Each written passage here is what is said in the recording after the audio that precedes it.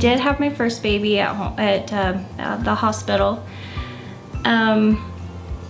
I had to have, well, my blood pressure was borderline high for a lot of my pregnancy, and so my doctor was always concerned. And so she sent me to do non-stress tests for the last 5 or 6 weeks of my pregnancy. And I was following doctor's orders, and so I did what she asked. And when I got there, they took my blood pressure, and they were kind of confused. They were like, "Your doctor said your blood pressure was high?"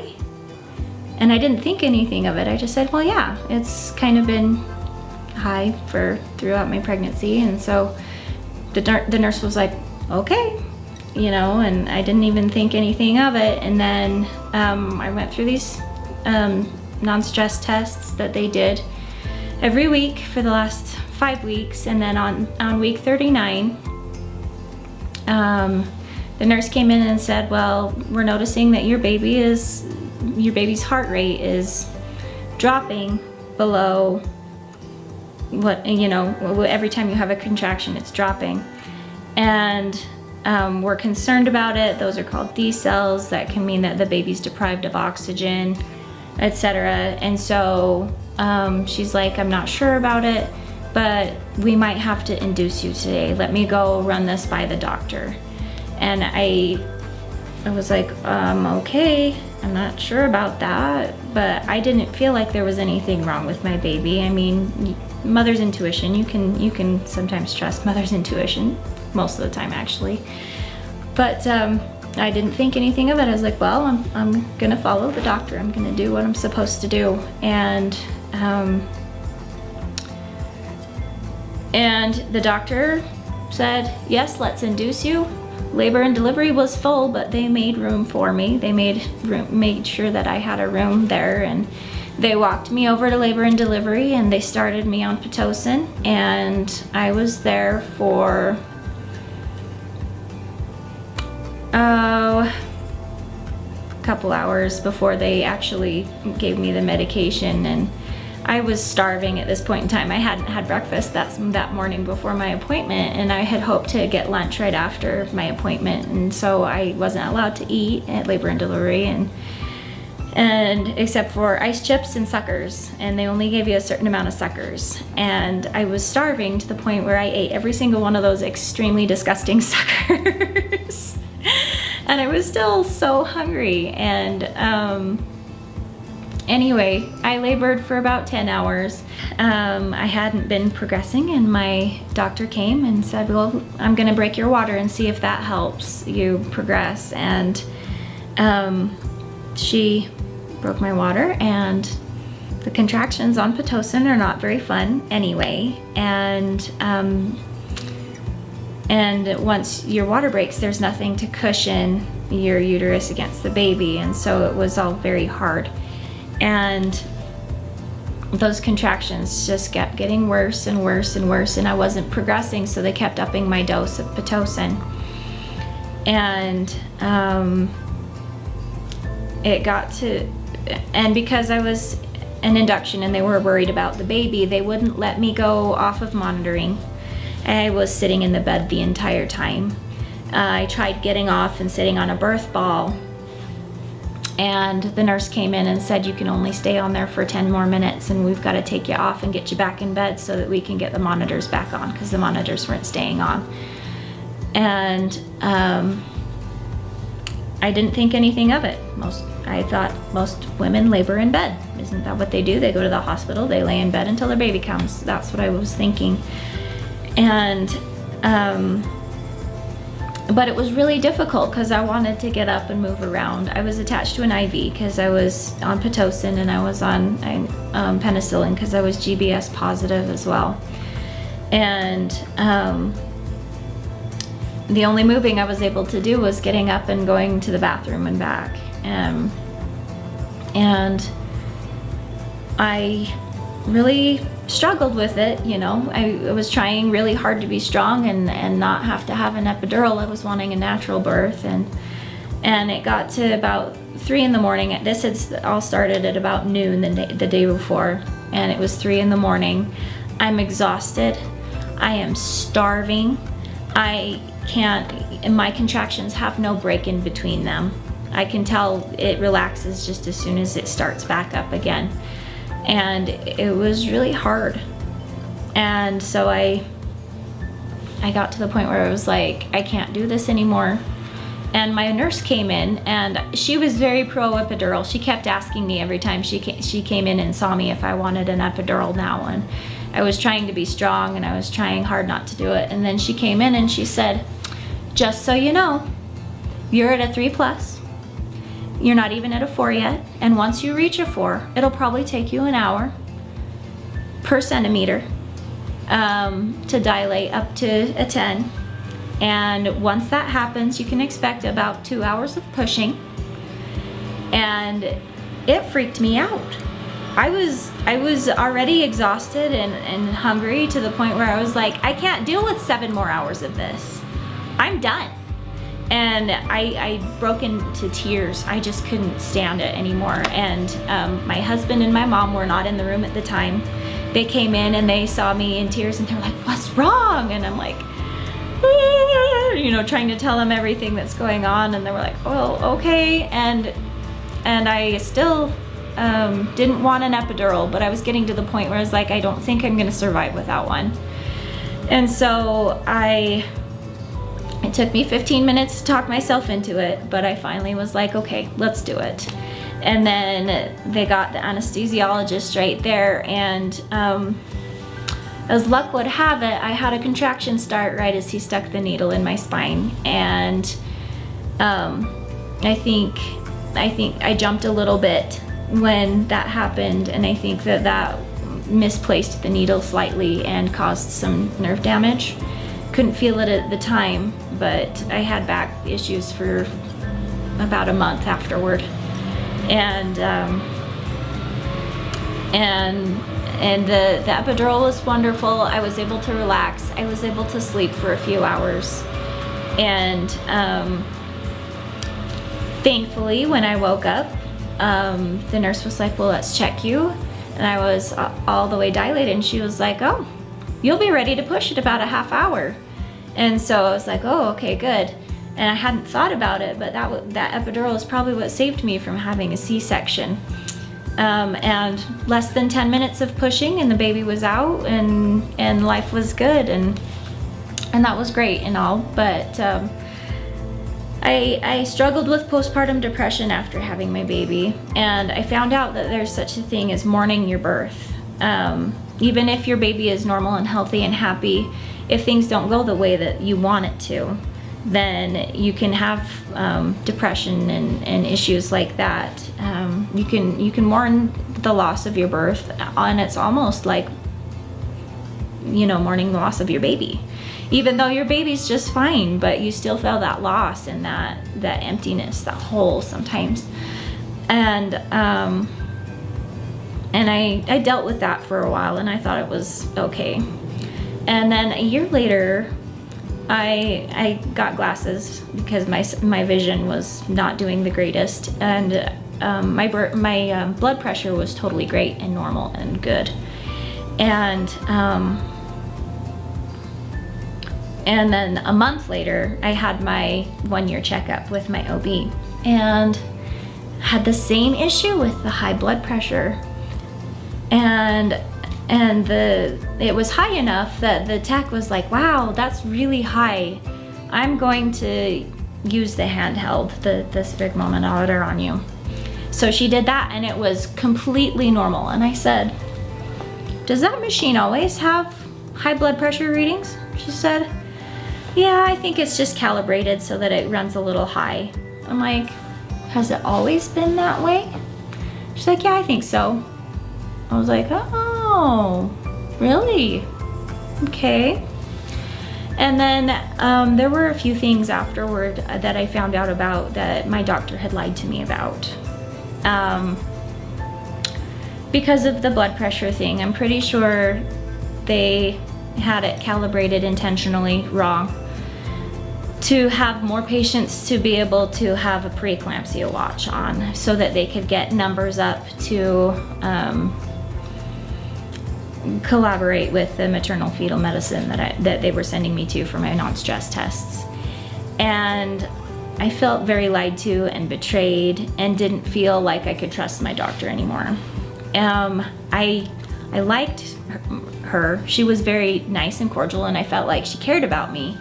But these lies were just kind of sticking in my foot a little bit. And I was like, well, okay, but I'll stay with her, you know, because I'm not one of those shopper arounders. I just like to stick with what I've got if I'm okay with it. And I was like, I'll just stick with her until like she moves or something.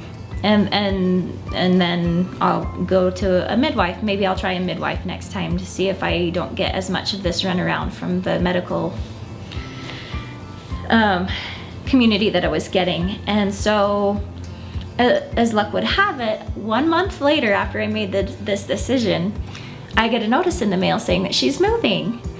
And I was like, oh, okay. And it was this little pamphlet saying choose from one of the other doctors in our practice, you know, to go to after she leaves. And I was like, nope, I'm going to a midwife somewhere. And so my cousin had just had a baby with the midwife here at this birth center, Chris, and I asked her, I said, what was your experience like? And she said it was amazing, and she loved it so much. She had her previous 4 babies in the hospital, and her last one, she had loved the birth here because she was able to move around, she was able to do whatever position she wanted, and she loved it. And so I was like, oh, that sounds really great. That sounds like something that I would be interested in.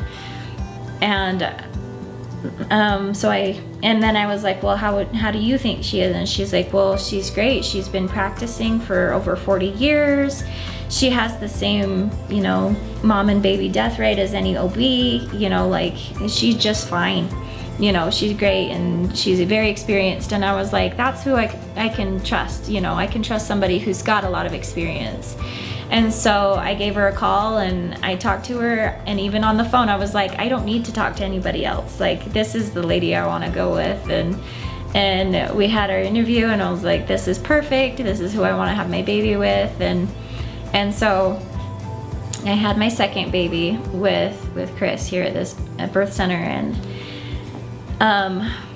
and she encourages, and she says, if you're gonna have your baby with me, no medications.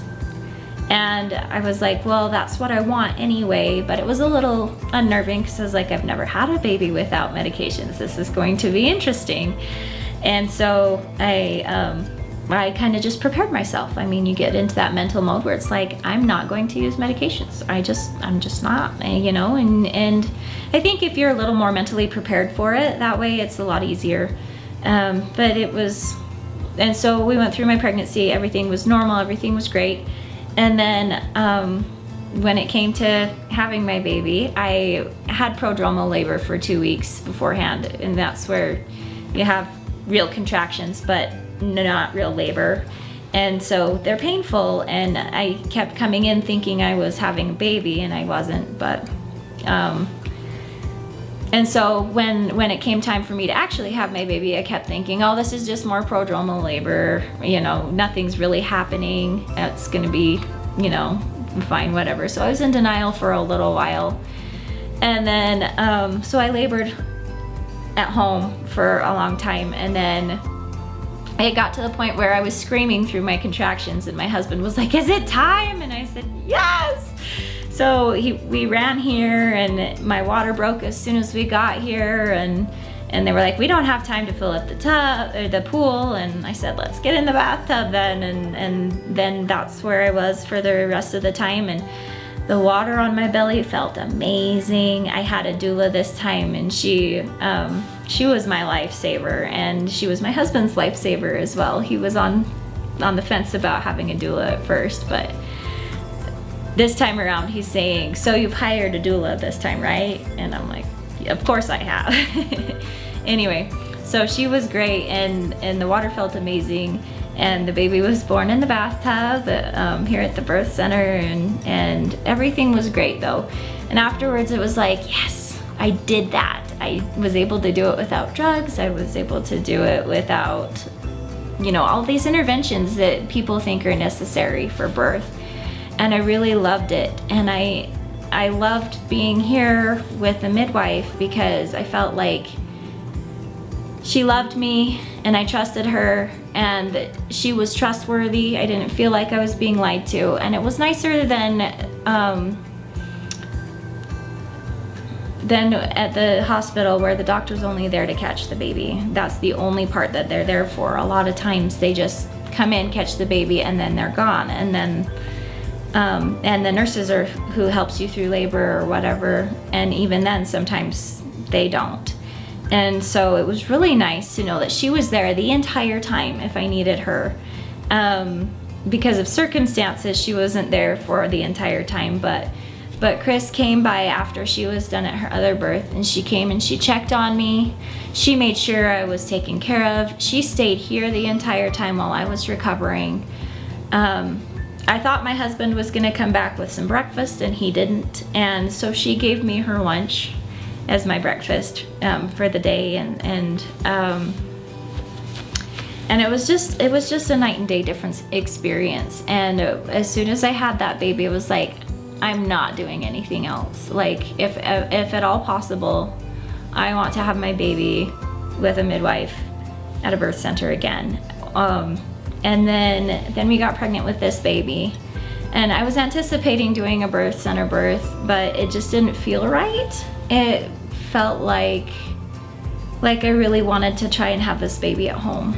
It's gonna be the beginning of flu season and sick season, and I don't really want my baby exposed to any more germs than it has to be. And Chris is very pro home birth. She's very, very excited about that, and she says that she likes to promote that with her clients because then baby's born at home and in its own environment with its own germs and, you know, the bacteria that live in houses and stuff like that. And so she's very supportive about it, and when I have issues or when I'm like, oh, I'm a little worried about this, she's very comforting, and it's such a night and day difference compared to talking with my doctor, who I felt like I was on an assembly line with. I didn't feel like I had any choices.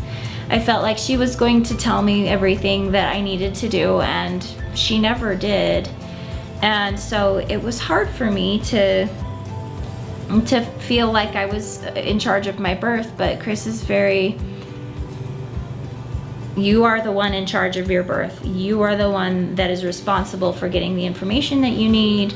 And I love the empowerment that gives me. I don't like feeling like the backseat driver in my birth. I want to be the one in control, and that's how I felt with my second, and I am totally going to have that with my third. And she's experienced enough that if there's anything that goes wrong, she knows exactly when it's time to go to the hospital. But the majority of the time, that's not even necessary. And so I feel like I can trust her a little bit better. I'm sure I've said that several times, but I really, like, that's a big thing for me, being able to trust the provider. It's a very vulnerable time when you're having a baby, when you're in the middle of birth. It's very vulnerable for the mother because she's very focused on baby. She's not focused on everything around. And so it's nice to have somebody that you can trust to take care of all of the little details that need to happen that you can't focus on at the time. And I'm I like to be in charge person. I like to be the one in charge of doing my own thing or whatever. And so this situation really worked out a lot better for me. And I highly recommend it to anyone who feels a little bit more like they want to be in charge of their birth rather than being the backseat driver. And even if you have your baby in a hospital, there are ways that you can be in charge and take charge and get things done the way that you want it to, as long as you're educated about it.